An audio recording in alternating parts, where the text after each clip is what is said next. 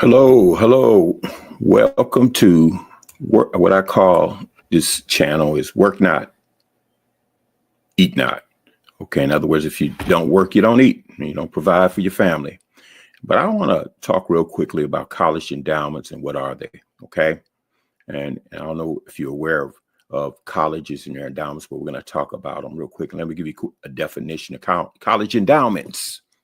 Uh, College endowments are funds comprised of donations that are invested to provide ongoing financial support for educational institutions, enabling them to fund scholarships, faculty positions, and various programs.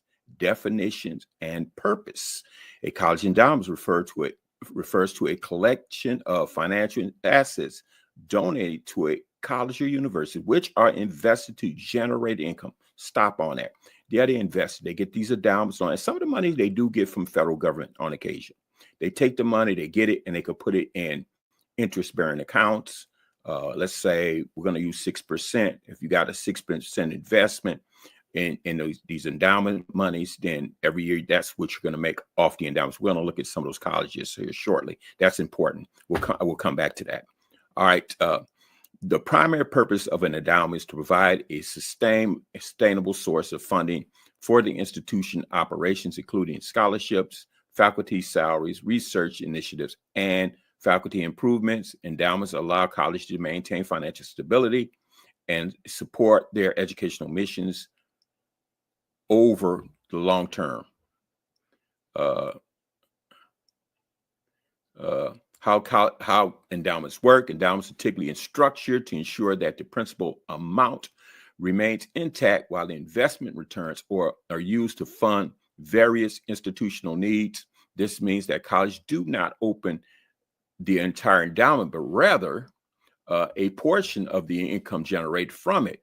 The funds are often managed by investment professionals who aim to grow the endowment through prudent investment strategies.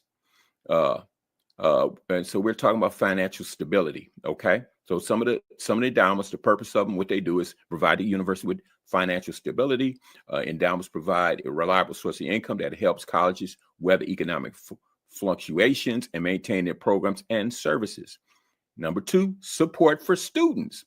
Larger endowment enable institutions to offer more sustainable financial aid package, making education more accessible to a diverse student body. And thirdly, long-term plan. Endowments allow colleges to plan for the future, ensuring that they can commit to long-term projects, initiatives that benefit students and faculty. So with that, you heard the definition, you heard what it is.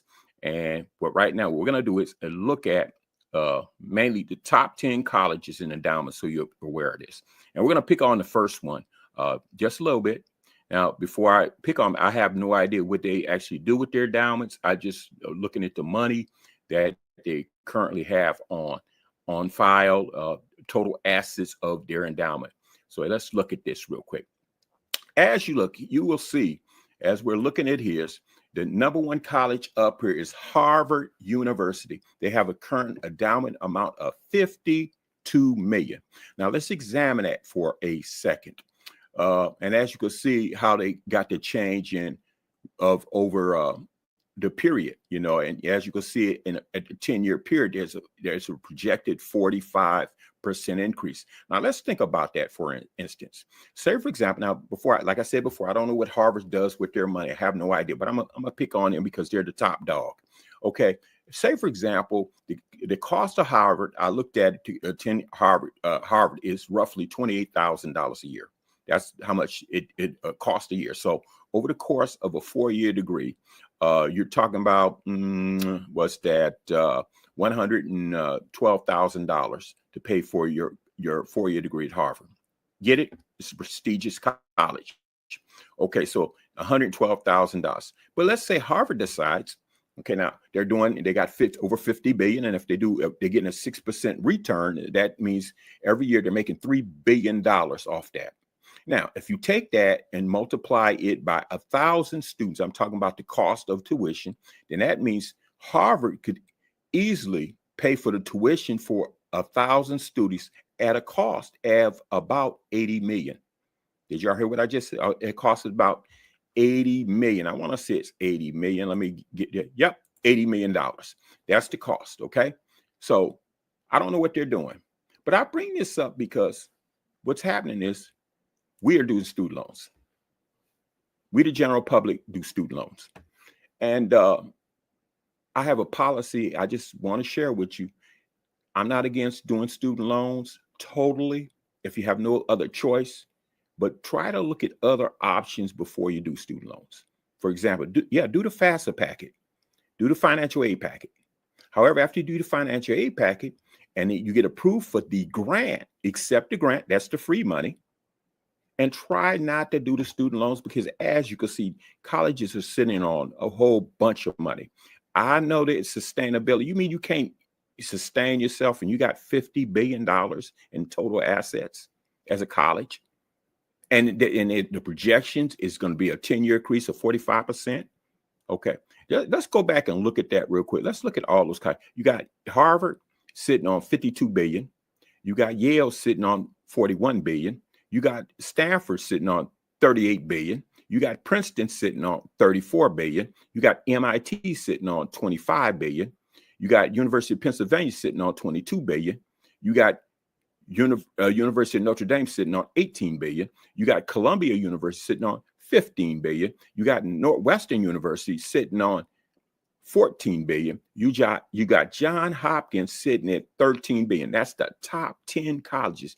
I mean, you just add that all up. We're talking about what right there? Somewhere like $200 billion, somewhere along that. Colleges are wealthy. Colleges are wealthy. Okay. So there's wealth in these colleges. And yes, should they have a nest egg and have money there just for emergency? Sure. Look at MIT's total investment. Their investment is projected. They're going to make a 97% increase in 10 years in their investment. University of Pennsylvania, 133% projected increase. Look at Johns Hopkins, 278% increase in endowments. But we're doing student loans. And then the government's talking about, at one time, last administration, let's forgive student loans. Well, why don't we talk to these colleges about freeing up some of these monies? I don't know exactly what they're doing. That's my disclaimer. I don't know what they're exactly doing. But what I do know is they got a lot of money. What I do know, instead of us being so worried about, they're always talking about diversity. Why don't we look at diversity income? And what I mean by that, and I'm not talking about a particular race or ethnic group, because there's poor white people, there's poor black people, there's poor Asians, there's poor Hispanics. I still think they need to grab the best students, grab the best students who come from these low income environments, but make sure they're good students and fund their education. Fund their education. Why not? Why not? And don't and do it in such a way where you are looking at the best student, because there's a lot of intelligent, bright students who come from these hard-hit economic environments. That's all I'm saying.